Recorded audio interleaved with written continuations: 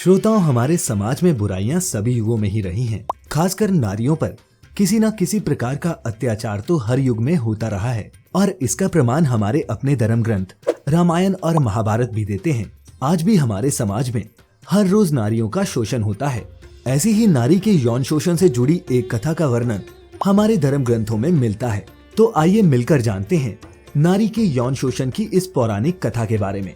नमस्कार और स्वागत है आप सभी का द डिवाइन टेल्स पर एक बार फिर। भारतीय शास्त्र सदा ही पारदर्शी रहे हैं। कालांतर के लेखकों ने समाज में व्याप्त बुराइयों, कुप्रथाओं आदि को छुपाने की अपेक्षा सदैव उजागर व स्पष्ट किया है। चंद्रवंश के राजा ययाति की पुत्री माधवी से जुड़ी इस कथा का उल्लेख महाभारत के उद्योग पर्व में मिलता है। ये कथा है नहुष कुल में जन्मी माधवी की।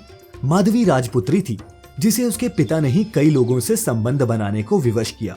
इस कथा के अनुसार ऋषि विश्वामित्र का गालब नाम का एक शिष्य हुआ जो बहुत ही गरीब था। शिक्षा पूरी होने के बाद विश्वामित्र ने उसकी गरीबी के कारण उससे गुरु दक्षिणा लेने से मना कर दिया, परंतु गालब को ये अच्छा नहीं लगा और वो विश्वामित्र से गुरु दक्षिणा मांगने की जिद करने लगा।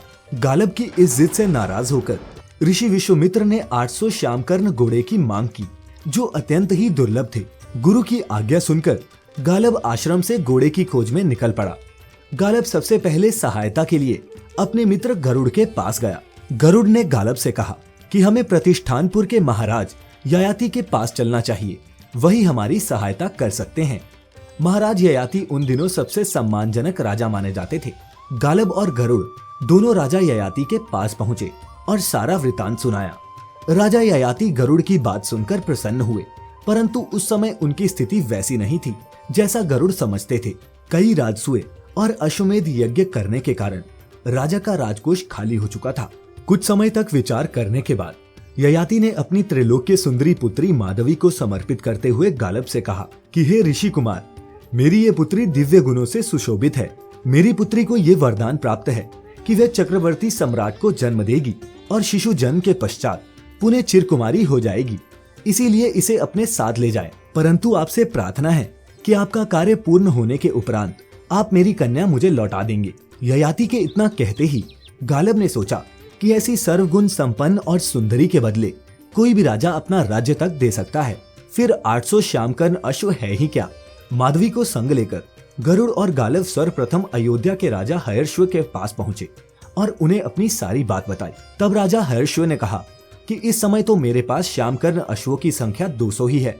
हर्षव ने अपनी असमर्थता प्रकट करते हुए गालब और गरुड़ को ये सलाह दी कि आपको मेरे ही समान अन्य राजाओं से भी माधवी के बदले में कुछ श्यामकर्ण अश्वों की प्राप्ति का उपाय करना होगा। मैं अपने 200 अश्व देकर माधवी से केवल एक पुत्रोत्पत्ति की प्रार्थना करूंगा। दूसरा कोई चारा न होने के कारण गालब और गरुड़ ने अयोध्यापति हर्षव की बात मान ली और माधवी को अयोध्या में छोड़ दिया। यथा समय राजा के संयोग से माधवी ने वसुमना नामक पुत्र को जन्म दिया जो बाद में आगे चलकर अयोध्या के राजवंश में परम प्रसिद्ध हुआ। इसके बाद गालब और गरुड़ काशीराज दिवोदास के दरबार में पहुंचे।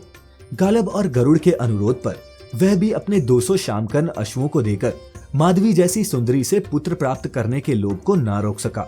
नियत समय पर माधवी के संयोग से काशीराज दिवोदास ने प्रतधर्म नामक पुत्र की प्राप्ति की जो बाद में आगे चलकर काशी राज्य का पुण्य उद्धारक ही नहीं परंपरागत शत्रुओं का विध्वंसक भी बना। इसके उपरांत गालब और माधवी पक्षीराज गरुड़ के संग भोजराज उशिनर के यहाँ पहुंचे। गालब और गरुड़ की प्रार्थना पर राजा उशिनर ने भी त्रैलोक्य सुंदरी माधवी के संयोग से एक पुत्र प्राप्त कर अपने दुर्लभ अश्वों को उन्हें सौंप दिया।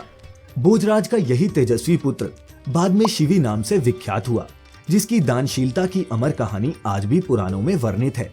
तीसरे पुत्र की उत्पत्ति के बाद भी माधवी का रूप, यौवन और कौमार्य पूर्वत बना रहा।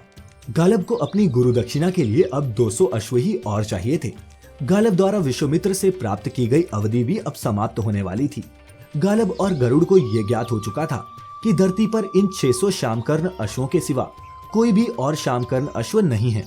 अंततः 600 अश्वों और त्रैलोक्य सुंदरी माधवी एवं गरुड़ को संग लेकर गालब विश्वामित्र के पास पहुंचे और शेष 200 अश्वों की प्राप्ति में असमर्थता प्रकट करते हुए कहा कि गुरुवर, आपकी आज्ञा से इस भूमंडल पर प्राप्त 600 श्यामकर्ण अश्वों को तो मैं ले आया हूँ, जिन्हें आप कृपया स्वीकार करें। अब इस धरती पर एक भी ऐसा अश्व नहीं बचा है, अतः मेरी प्रार्थना है कि शेष 200 अश्वों के शुल्क के रूप में आप दिव्यांगना माधवी को अंगीकार करें। गालब की प्रार्थना का समर्थन गरुड़ ने भी किया। विश्वामित्र ने अपने प्रिय शिष्य की प्रार्थना स्वीकार कर ली और माधवी के संयोग से अन्य राजाओं की ही भांति उन्होंने भी एक तेजस्वी पुत्र की प्राप्ति की, जो कालांतर में अष्टक के नाम से प्रसिद्ध हुआ। आगे चलकर अष्टक ने अपनी राजधानी का सारा कार्यभार ग्रहण किया और राजाओं से प्राप्त उन 600 दुर्लभ श्यामकर्ण अश्वों का स्वामी भी वही बना। इन चारों पुत्रों की उत्पत्ति के बाद माधवी ने गालब को गुरु के ऋण से मुक्त करा दिया। फिर वह अपने पिता राजा ययाति के पास वापस चली गई। उसके अनंत रूप और यौवन में 4 पुत्रों की उत्पत्ति के बाद भी कोई कमी नहीं आई थी। अपने चारों यशस्वी पुत्रों की उत्पत्ति के बाद जब वह पिता के पास वापस घर पहुंची तो पिता ने उसका स्वयंवर करने का विचार प्रकट किया, लेकिन माधवी ने किसी भी अन्य पति को वरण करने की अनिच्छा प्रकट कर तपोवन का मार्ग ग्रहण किया। और इसी तरह दर्शकों, नारी के यौन शोषण की एक और कथा को हम यहीं समाप्त करते हैं। आपको आज की इस कहानी को सुनकर कैसा लगा? नारियों की हमारे समाज में क्या जगह है? आप क्या सोचते हैं? नीचे कमेंट्स में हमें जरूर बताएं। हमारी सभी वीडियोस देखने के लिए सब्सक्राइब करें the divine tales YouTube channel और लाइक करें हमारा फेसबुक पेज भी। आज के लिए फिलहाल इतना ही। आपका बहुत बहुत शुक्रिया।